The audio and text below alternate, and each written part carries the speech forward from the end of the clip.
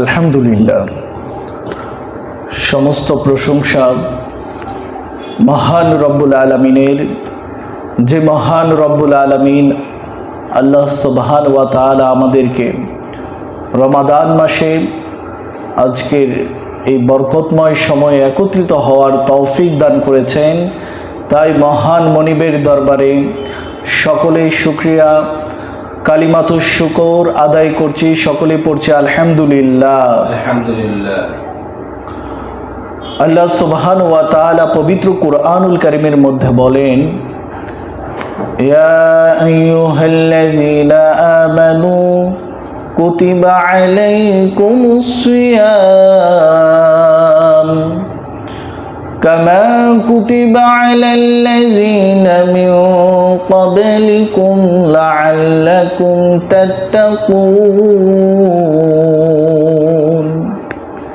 হে ইমানদারগণ, তোমাদের উপর রমজানের রোজা ফরজ করা হয়েছে যেমনিভাবে তোমাদের পূর্ববর্তীগণদের উপরেও ফরজ ছিল, আর যাতে করে তোমরা তাকওয়া অর্জন করতে পারো। অর্থাৎ প্রিয় হাজিরিন, রমাদান মাস এমন একটি মাস যেই মাসে নিজের গুনাহকে মাফ করিয়ে নেওয়ার মাস। এই রমাদান এসেছে আল্লাহ আমাদের জন্য বরকত দেওয়ার জন্যে। রমাদান মানে রহমত, রমাদান মানে হচ্ছে নাজাত। অর্থাৎ এই মাসে অগণিত অজস্র রহমত আমার আপনার জন্য অপেক্ষা করে। সুবহানাল্লাহ। আল্লাহ রসুল বলেন, ইযা জাআ রমাদান ফুতিহাত আবওয়াবুস সামা ওয়া গুলিকাত আবওয়াবুল জাহান্নাম। অর্থাৎ যখন রমাদান আসে আমাদের কাছে, তখন আল্লাহ তাআলা আসমানের যেই বারাকার দরজাগুলো আছে বান্দার জন্য উন্মুক্ত করে দেয়। সুবহানাল্লাহ। ওয়া গুলিকাত আবওয়াবুল জাহান্নাম, আর জাহান্নামের দরজাগুলো জাহান্নামীদের জন্য বন্ধ করে দেয়। অর্থাৎ এই মাসে আপনি মৃত্যুবরণ করলেন তো ঈমান অবস্থায়, আর আপনি জান্নাতে চলে গেলেন। সুবহানাল্লাহ। এই জন্যে আমরা প্রত্যেকেই প্রায় এই দোয়া করে থাকি, আয় রব, যেদিন মৃত্যু দিবেন রমাদান মাসে জুমাবারে ঈমান অবস্থায় মৃত্যু দিন। এটি তো আমাদেরও কামনা। তাই প্রিয় হাজিরিন, সামনে রমাদান পাবো কিনা তা আমরা জানি না। গত রমাদান এমনও ছিল যারা ছিল এই রমাদানে আজকে নাই, এমনটা আছে কিনা? তাই আসুন না আমরা আমাদের রমাদানটা কিভাবে কাটালে আমাদের রোজাগুলো বিশুদ্ধ হবে, সেই আলোকে আজকে আপনাদের জন্য কিছু পয়েন্ট আমি রেডি করেছি। যেই জিনিসগুলো জানলে, যা না জানলেই নয়, যা জানলে আল্লাহ আমাদের রোজাগুলোকে বিশুদ্ধ করে নেবেন, এবং যেই জিনিসগুলো আমরা না জানলে আমাদের রোজাগুলো বিশুদ্ধ নাও হতে পারে। তাই আসুন না আমরা আমাদের সঠিক নিয়মে আমরা আমাদের রোজাগুলোকে পালন করি। কেননা রোজা, আল্লাহ বলেন, রোজার বিনিময় দিবেন কে? হাদিসে কুদসির মধ্যে এসেছে, রোজা কার জন্যে? রোজা কার জন্যে? রোজা আল্লাহর জন্যে। আল্লাহ রসুল বলেন, হাদিসের মধ্যে এসেছে, রোজাটা কেবল আল্লাহর জন্যে, আর রোজার প্রতিদান যখন দিবেন আল্লাহ নিজ হাতে বান্দাকে দিবেন। সুবহানাল্লাহ। অতএব মালিকের কাছে যখন আপনি রোজার প্রতিদান নেবেন, সেই প্রতিদানটা হবে নিশ্চয়ই বিরাট, আযীম, অনেক। অর্থাৎ এর প্রতিদান বেগাইর হিসাব আপনি শেষ করে পারবেন না।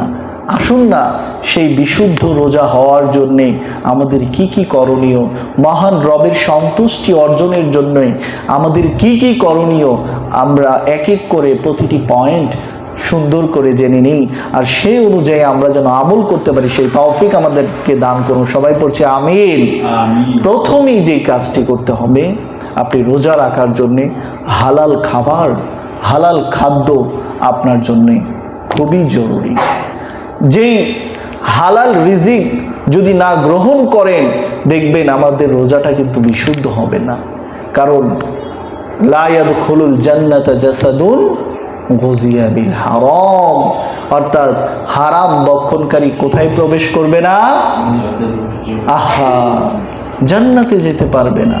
তাই আমরা যখন রমজানি রোজাগুলো রাখছি, তখন আমরা আমাদের হালাল রিজিক দিয়ে যেন আমরা সাহারি এবং ইফতারটা গ্রহণ করতে পারি, সেই তৌফিক দান করে সকলে বলেন আমিন। প্রিয় হাজিরিন, এরপরে সর্ব অবস্থায় মেসওয়াক করবে। ঘুমাতে গেলে মেসওয়াক, ঘুম থেকে ওঠার পরে মেসওয়াক, অজু করার পূর্বে মেসওয়াক, অজু করার আপনি যখন নামাজে দাঁড়াবেন তখনও আপনি মেসওয়াক করে দাঁড়াবেন। আম্মা জান আয়েশা রাদিয়াল্লাহু তাআলা আনহাকে জিজ্ঞেস করা হলো, আল্লাহ রসুল ঘরে ঢুকে সবার প্রথম কোন কাজটি করতেন? সাহাবারা জিজ্ঞেস করলেন। আম্মা জান আয়েশা উত্তর দিলেন, তিনি সর্বপ্রথম মেসওয়াক তিনি করতেন। সুবহানাল্লাহ। এই সুন্নতটি জিন্দা রাখুন, দেখবেন আল্লাহ আমাদের ইমানের মধ্যে বারাকা দান করবে, আমাদের ইমানটা তরতাজা করে দিবেন। তাই আমরা আর মেসওয়াক করলে, মেসওয়াকের অনেকগুলো গুণ আছে, তার মধ্যে হচ্ছে আল্লাহর সন্তুষ্টি অর্জন হয়। তার মধ্যে কি হয়?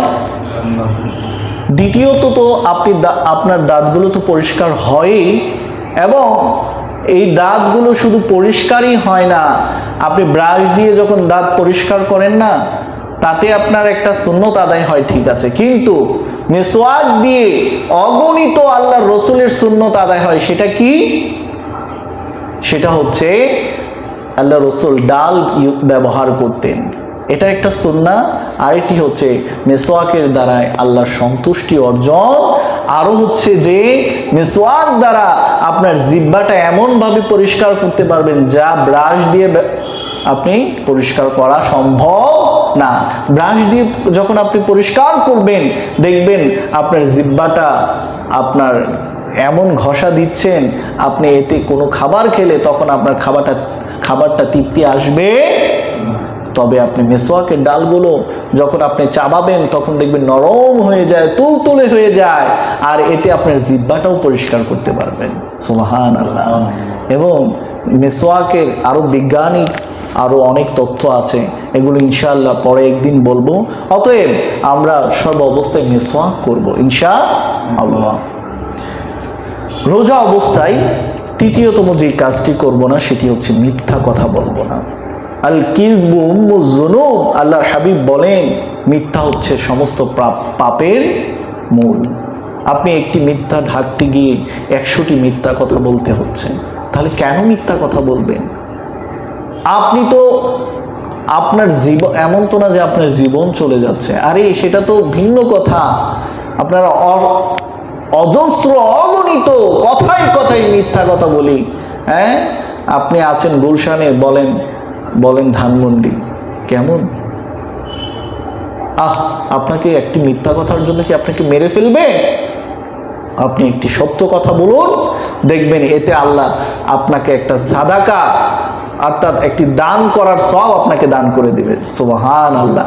এই জন্য মিথ্যা কথা থেকে পরিহার করুন, সত্য কথা বেশি বলুন, এবং জীবনটা যেন সত্যের দ্বারা গঠন হয় সেই তৌফিক দান করে সকলে বলেন আমিন। এরপরে অধিক পরিমাণ কোরআন তেলাওয়াত করা, আর বেশি বেশি প্রিয় নবী সাল্লাল্লাহু আলাইহি ওয়াসাল্লাম ও মহান রবের জিকির করা। নফল ইবাদতের মধ্যে সর্বোত্তম ইবাদত হচ্ছে কোন ইবাদত বলেন তো দেখি আপনারা? কোরআন তেলাওয়াত করা। আল্লাহর হাবিব বলেন, আফদালুল ইবাদাতি তিলাওয়াতিল কুরআন, যে ব্যক্তি কোরআন তেলাওয়াত করলো সবচেয়ে বেশি উত্তম ইবাদত করলো। অতএব বেশি থেকে বেশি পরিমাণ কোরআনুল কারীমের তেলাওয়াত করা। আর তেলাওয়াতের মাধ্যমে এই রমাদান, দেখেন এই রমাদান কি নাজিলের মাস? কোরআন নাজিলের মাস। শাহরু রমাদান আল্লাযী উনজিলা ফীহিল কুরআন, এমন একটি মাস যেই মাসে আল্লাহ সুবহানাহু ওয়া তাআলা গোটা কোরআনকে নাজিল করে দিয়েছেন। সুবহানাল্লাহ। অর্থাৎ এই মাসে বেশি থেকে বেশি পরিমাণ কোরআন তেলাওয়াত করুন, দেখবেন আল্লাহ আপনার জীবনটা পরিবর্তন করে দিবে। কোরআন হচ্ছে এমন এক মিনাজ যুলুমাতি ইলান নূর, আপনাকে অন্ধকার থেকে আলোর দিকে ফিরিয়ে নিয়ে যাবে।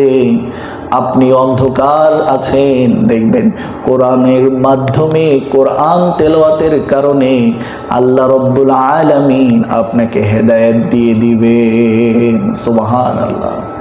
কোরআনের ব্যাপারে যদি আরেকটু বলতে যাই, আল্লাহ রাব্বুল আলামিন বলেন, ওয়া মান আহসানু কাওলাম মিম্মান দাআ ইলাল্লাহি ওয়া আমিলা সালিহান ওয়া ক্বালা ইন্নানি মিনাল মুসলিমিন।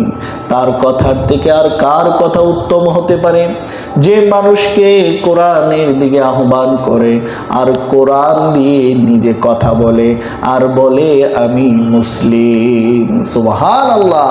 অর্থাৎ বেশি বেশি কোরআন তেলাওয়াত করুন।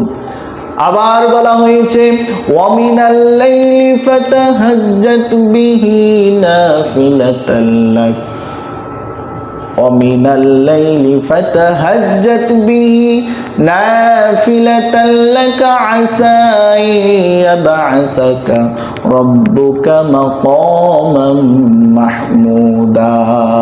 রাতে তুমি কোরআন তেলাওয়াত করো তাহাজ্জুদের নামাজে, দেখবে তোমাকে সর্বোচ্চ মর্যাদায় পৌঁছিয়ে দিবেন কে? আল্লাহু আকবার। আবার বলা হয়েছে, আইয়ুহাল মুজাম্মিল কুমিল লাইলা ইল্লা ক্বালিলান নিসফাহু আও ইনকুস মিনহু ক্বালিলা আও জিদ আলাইহি ওয়া রাত্তিলিল কুরআনা তাওতিলা। রাতের কিছু অংশ বান্দা তুমি কোরআন তেলাওয়াত করো। এটা নবীকে যেমন বলেছে, তার মানে শুধু নবীকেই নয়, গোটা উম্মতে মুহাম্মাদীকেও এটা দিক নির্দেশন দেওয়া হয়েছে। সুবহানাল্লাহ। এই জন্য বেশি থেকে বেশি আমরা যখনই সময় পাবো আমরা কোরআন তেলাওয়াতের অবস্থায় থাকার চেষ্টা করব কমপক্ষে গোটা রমাদানে একটি কোরআনুল কারীমের খতম যেন হয়। পারলে আরও চেষ্টা করব অর্থসহ যেন কোরআনের আমরা যেন একটি খতম দিতে পারি, সেই তৌফিক দান করে। সকলে পড়ছে আমিন। আর আল্লাহর হাবিব বলেন, মান ক্বারা হারফাম মিনাল কুরআন ফালাহু আশরু হাসানাত, যে ব্যক্তি কোরআনের একটি আয়াত, কোরআনের একটি হরফ পড়বে, ফালাহু আশরু হাসানাত, তার আমল নামায় কমপক্ষে 10টি নেকি দান করবেন। সুবহানাল্লাহ। এরপরে বলছিলাম আল্লাহর হাবিবের জিকির করা, মান সাল্লা আলাইয়া ওয়াহিদান সাল্লাল্লাহু আলাইহি ওয়া আশারা, যে ব্যক্তি নবীর নামে দুরূদ পড়বে আল্লাহ রাব্বুল আলামিন কমপক্ষে 10টি রহমত দান করেন। সুবহানাল্লাহ। আর যে ব্যক্তি আল্লাহর নামগুলো জিকির করবে বেশি থেকে বেশি শান্তি দান করবেন কে? আল্লাহ। এই জন্য কোরআন কারীমের তেলাওয়াত করুন আর নবীর প্রতি দরুদ পাঠ করুন আর মহান রব্বুল আলামিনের সিফাতি নামগুলো বেশি বেশি, আল্লাহ, আর রহমান, আর রহিম, আল করিম, আল গফফার, আস সাত্তার, আল জব্বার। আপনি বিপদে আসছেন, আপনার বিপদ আছে, আপনি পড়েন ইয়া হাল্লাল আল মুশকিলাত। আপনার রিজিক নাই, আপনি পড়েন ইয়া রাজ্জাক। আপনার অনেক গুনাহ হয়ে গিয়েছে, পড়েন ইয়া গফফার। এই তাসবিহগুলোর বয়ান করলে অনেক সময় লেগে যাবে। আসুন আমরা জেনে নেই রোজা বিশুদ্ধ হওয়ার আরও কিছু শর্তাবলী। আমরা জানছিলাম রোজা বিশুদ্ধ হওয়ার শর্তগুলি, এরপরে কথা কম বলা, রোজা অবস্থায় অহেতুক কথা বলবেন না, যত পারেন চুপ থাকুন, কেননা মান সমাতান নাজা, যে চুপ থাকে সে কি পায়?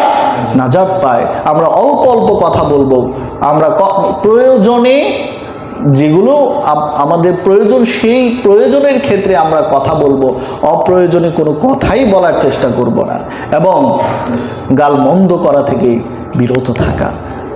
অজস্র অগণিত মানুষকে কথায় কথায় গালি দিয়ে থাকি, আমরা বেহুদা কথা বলে থাকি এবং অল্পতেই আমরা রেগে যাই এবং মানুষকে পচা কথা বলে গালি দেই, এই গালি গালাজ থেকে নিজেকে বিরত থাকুন, না হলে আপনার রোজাটা দেখবেন আপনার হালকা হয়ে গিয়েছে।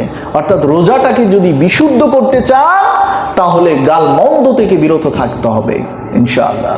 এরপর চগলখড়ি, আপনার আল্লাহ রসুল বলেন ওই ব্যক্তিগুলো জান্নাতে যাবে না যারা কি করে, চগলখড়ি করে। আপনার এই চগলখড়ি থেকে বিরত থাকতে হবে। এরপরে অশ্লীল কাজ, কত অশ্লীল কাজ হয়, যেমন ফেসবুক, ইউটিউব। আমি তো ইরাদা করেছি যে এই রমাদানে কোনো ফেসবুক তো দূরের কথা, ইউটিউব পর্যন্ত দেখব না। ইভেন সোশ্যাল মিডিয়া থেকে আমি রোজা অবস্থায় বিরত থাকব। আরেকটি দেখেন, ফেসবুকের মাধ্যমে আপনি অজস্র গুনাহ অর্জন করছেন। আফসোস মুসলমান, তোমাদের হাতে থাকার কথা ছিল 24 আওয়ার্স কোরআন, আর তোমাদের কাছে এই দাজ্জাল নামক এই নব্য দাজ্জালের এই যে তোমাদের বন্ধু স্মার্টফোন, তোমার স্মার্ট আমি মনে তো করি না এটাকে স্মার্ট। আল্লাহ বলছে যাদের কাছে কোরআন আছে তারাই কি আল কোরআন হুজ্জাতুল লাকা ওয়া আলাইকা লা, কোরআন তোমার পক্ষে এবং বিপক্ষে থাকবে। তুমি যদি ভালো কাজ কোরআনের সাথে মিলেমিশে থাকো, ইসলামী আন্দোলনের সাথে তুমি তোমার সময়টাকে কাজে লাগিয়ে যাও, যারা কোরআনের জন্য সময় দেয়, জীবন দেয়, প্রাণ দেয়, তাদের সহযোগিতা করেছো, আল্লাহ দেখবে তোমাদেরকে জান্নাতে পৌঁছিয়ে দিবে। আর এই নব্য এই আপনার কি বলে স্মার্টফোন, এটাকে আপনি বন্ধু বানান, এটা হচ্ছে একটা গুনাহের কারখানা। এই স্মার্টফোন থেকে আপনি বিরত থাকুন। আর বিশেষ করে স্মার্টফোন তো ব্যবহার করেন, ঠিক আছে, প্রয়োজনে যেগুলো দরকার, কিন্তু বিশেষ করে ফেসবুক থেকে বিরত থাকুন।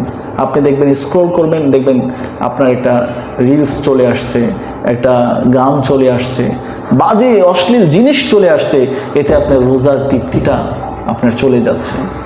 তরকারি, লবণবিহীন তরকারি যেমন আপনার তরকারি স্বাদ নেই, ঠিক তদ্রুপ আপনি আপনার আল্লাহর ইবাদত করছেন রোজা, ঠিক এটার মধ্যে কোনো স্বাদ নেই। ঠিক এরকম আপনি যদি বিশুদ্ধ রোজা রাখতে চান, আল্লাহর কাছে যদি বিশুদ্ধভাবে আপনার রোজাটাকে পৌঁছাতে চান, তাহলে আপনি ফেসবুক থেকে কি থাকতে হবে, বিরত থাকতে হবে। এবং ইউটিউব এবং টেলিভিশন থেকে আমরা অনেক টেলিভিশন দেখি, এই যে সিরিয়াল দেখতে থাকি, আমরা মনে হচ্ছে রোজাটা তো অনেক লম্বা সময়, এই সময়টা কি করব। অনেকে কি করে, লুডো খেলতে থাকে। আবার অনেক স্মার্টফোনেও নাকি লুডো আছে, স্মার্টফোনে ক্রিকেট খেলা যায়, বাটনের মাধ্যমে। এসব ফ্রি ফায়ার, পাবজি, কি এক আশ্চর্য পোলাপান এগুলো নিয়ে খেলে। এগুলো থেকে বিরত থাকো। আপনার সন্তানকে আপনি হাফেজদের মাধ্যমে, মসজিদের ইমাম, মুয়াজ্জিন, আপনার খাদেমদের মাধ্যমে, বিভিন্ন ওলামা ইকরামদের মাধ্যমে আপনি আপনার পরিবারটাকে কোরআনময় জিন্দেগি করুন, কোরআনময় পরিবার করুন, কোরআনময় রমাদান করুন। দেখবেন আপনার জীবনটা পরিবর্তন হয়ে যাবে ইনশাআল্লাহ। আপনি আপনার রোজাটাকে আপনার রবের সন্তুষ্টি অর্জন করাতে পারবেন ইনশাআল্লাহ। এরপরে হচ্ছে আরেকটা বিষয়, যেটা হচ্ছে ফ্রি মিক্সিং। আপনার দেখা গেল অবৈধ প্রেম করে, ছেলে মেয়েরা এই যে দেখবেন কি করতেছে, কলেজ ইউনিভার্সিটি যাচ্ছে, এরা কলেজ ইউনিভার্সিটিতে পড়ে। ভাই ঠিক আছে পড়ো, তোমার ডাক্তার হওয়া দরকার আছে আমাদের জন্য, কারণ না হলে আমাদের সেবা করবি কিভাবে। তোমার ইঞ্জিনিয়ার হওয়া দরকার আছে, নাহলে আমাদের এত সুন্দর বিল্ডিং বানাবি কিভাবে, আর্কিটেকচার করবি কিভাবে, আবার লয়ার, রেজিস্ট্রার, আবার আইনবিদ, এগুলো দরকার আছে। কিন্তু এগুলোর নামে তুমি যখন কলেজ ইউনিভার্সিটিতে যাচ্ছ, মেয়েরা রোজা অবস্থায় কি করছো, ফ্রি মিক্সিং হচ্ছে, গুনাহ হচ্ছে, অনবরত গুনাহ হচ্ছে। সগীরা গুনাহ তো এটা তো কি বলে, সগীরা গুনাহ না কবিরা গুনাহ? কবিরা গুনাহ। আফসোস। এবং চোখের জিনা করছো রোজা অবস্থায়। তুমি মনে করছো এই রোজা তোমার আল্লাহর দরবারে তোমার জন্য কবুল হবে? কশিনকালেও নাই। তুমি অবৈধ মেলামেশা থেকে বিরত থাকো। যদি বন্ধুই বানাতে হয়, স্ত্রী সন্তানকে বানাও, তোমার মা বাবাকে ভালোবাসো, মা বাবাকে সময় দাও, স্ত্রী সন্তানকে সময় দাও, দেখবে আল্লাহ এর মধ্যে কি দিবে? বারাকা দান করবে। স্ত্রীর দিকে, স্ত্রী স্বামীর দিকে নেক নজরে তাকালেও আল্লাহ সাদাকা হিসাবে আল্লাহ তাআলা তোমাদেরকে সওয়াব দান করবে, এবং প্রতিটি মুহূর্তে মুহূর্তে আসমান থেকে বারাকা দান করবে। সুবহানাল্লাহ। আর মা বাবার দিকে তাকালে আল্লাহ রাসূল বলেন কবুল হজের সওয়াব তোমাদেরকে দান করবে। সুবহানাল্লাহ। এই জন্য নেক দৃষ্টি থাকতে হবে মা বাবার প্রতি, স্ত্রী সন্তানের প্রতি। আপনি সময় দেন, আল্লাহ আপনার রোজাটাকে বিশুদ্ধ করে নেবেন ইনশাআল্লাহ। এরপরে যথাসময়ে নামাজ আদায় করা। আমাদের পুরুষেরা যদিও যথাসময়ে নামাজ আদায় করার চেষ্টা করে, কিন্তু নারীরা এতে অনেক অবহেলা করে। হ্যাঁ, আপনি একটা রমাদান মাস, এই রমাদানে যত দ্রুত আযান হওয়ার সাথে সাথে নামাজ আদায় করার চেষ্টা করবেন ইনশাআল্লাহ। আল্লাহ তাআলা ইন্নাস সালাতা তানহা আনিল ফাহশা ওয়াল মুনকার, আল্লাহ কোরআনে বলেন নিশ্চয়ই নামাজ তোমাকে অশ্লীল বেহায়াপনা কাজ থেকে বিরত রাখে, ঠিক কিনা? এরপরে হচ্ছে অন্যের হক, অন্যের হক নষ্ট না করা।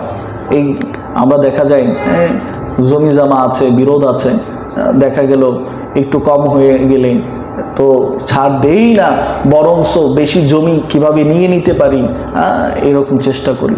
আল্লাহ রাসূল বলেন লা ইয়ারহামুল্লাহু মান লা ইয়ারহামুন নাস, যে মানুষের প্রতি রহম করে না আল্লাহ তার প্রতি কি করে না? রহম করে না। এই জন্য একে অপরের প্রতি রহম করতে হবে, দয়ার হাত বাড়িয়ে দিতে হবে, ইহসান করতে হবে, ভালোবাসতে হবে, মানুষের প্রতি উদার হতে হবে। এই যে রমাদানে দেখতে পাচ্ছি একজন আরেকজনকে হত্যা করছে, কত বড় জাহেল দেখেন। আহারে, তুমি যে তাকে হত্যা করছো এটার জন্য তো কাল কিয়ামতের মাঠে তোমার কাঠগড়ায় দাঁড়াতে হবে, এর জন্য তুমি জাহান্নামী হয়ে যাচ্ছ। তুমি কি একবারও চিন্তা করছো না? হে বান্দা, তুমি তোমার বিচার নিজ হাতে নিবে কেন? একজন অন্যায় করেছে, ওই অন্যায়টা এটা তুমি আদালতের মাধ্যমে তুমি তাকে শাস্তি দাও, নিজ হাতে শাস্তি দেবে না। এজন্য এইসব হক, অন্যের হক নষ্ট করা যাবে না, এবং কারো প্রতি জুলুম করা যাবে না, এবং হত্যা, লুণ্ঠন, খুন, রাহাজানি, চাঁদাবাজি এগুলো করা যাবে না। তাহলে আপনার রোজাটা কি হবে না? বিশুদ্ধ হবে না। আরেকটি হচ্ছে রোজা অবস্থায় অধৈর্য হওয়া যাবে না।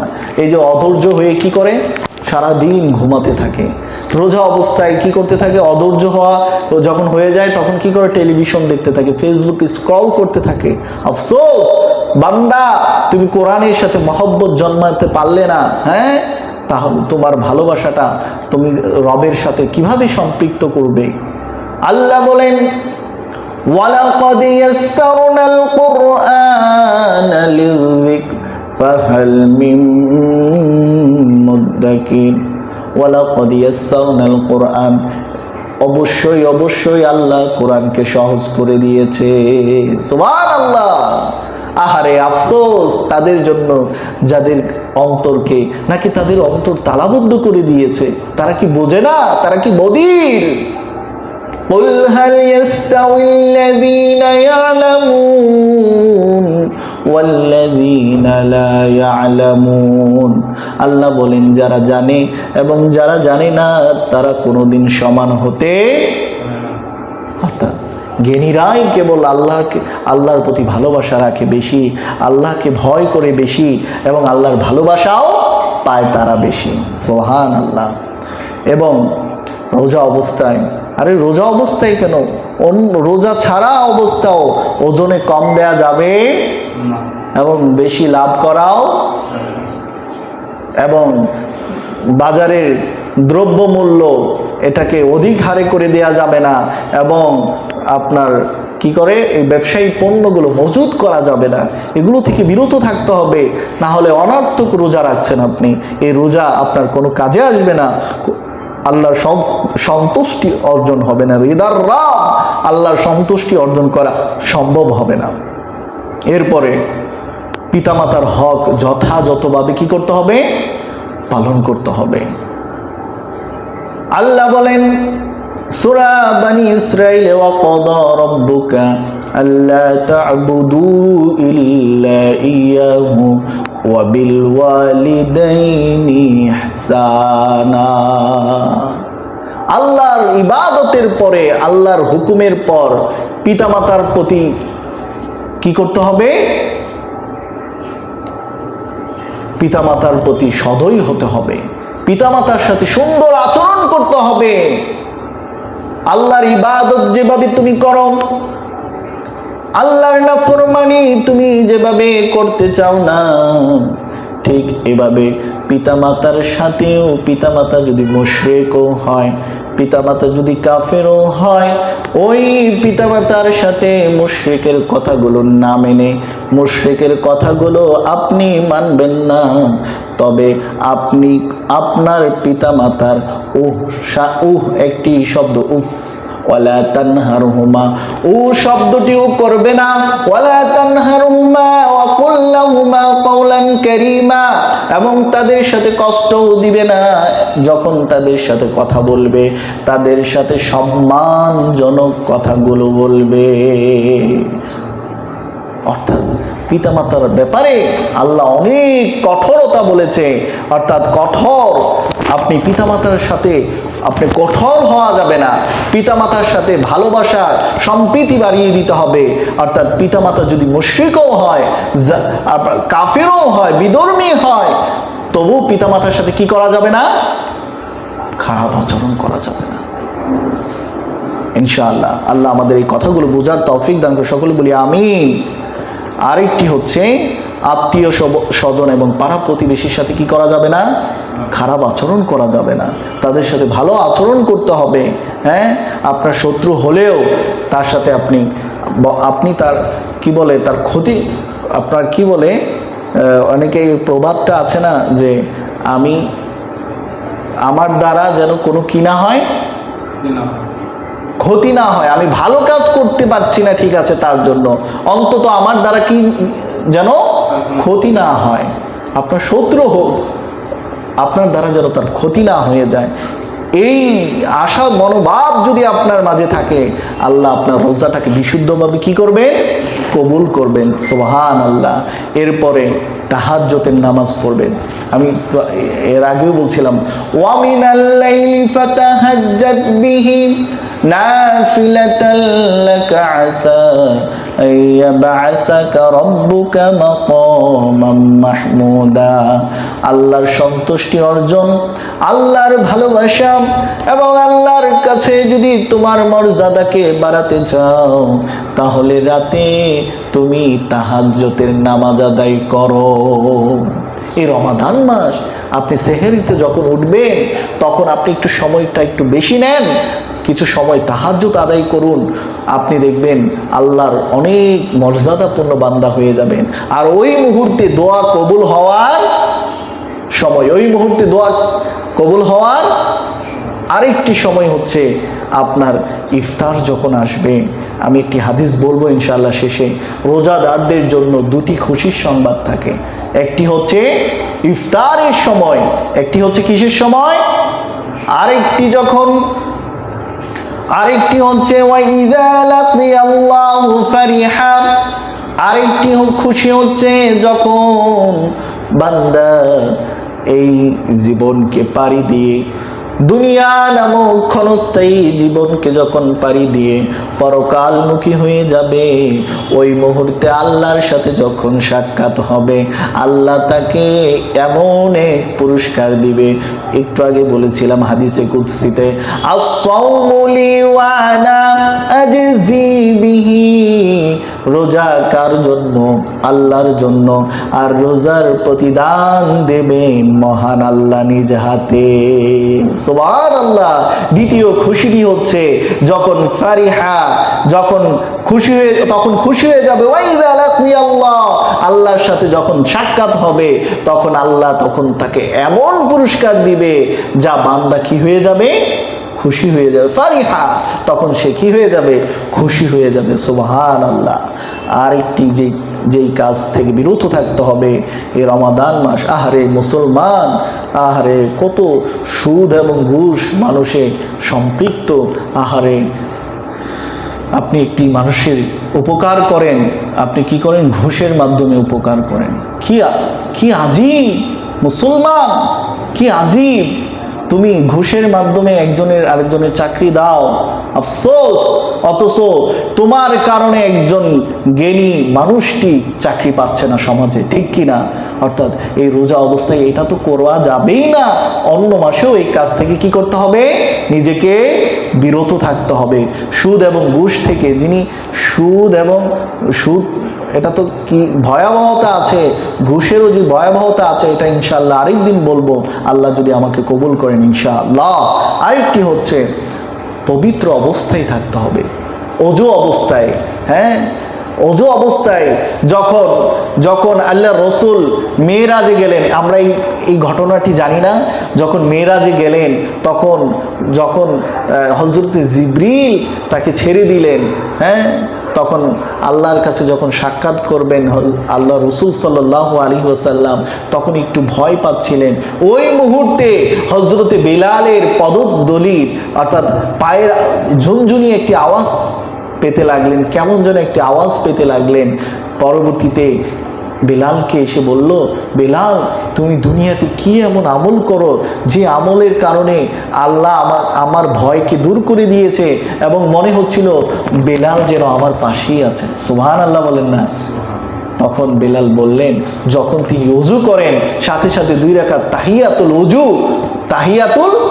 ওযু 2 রাকাত নফল নামাজ পড়তেন। কার খুশির জন্য?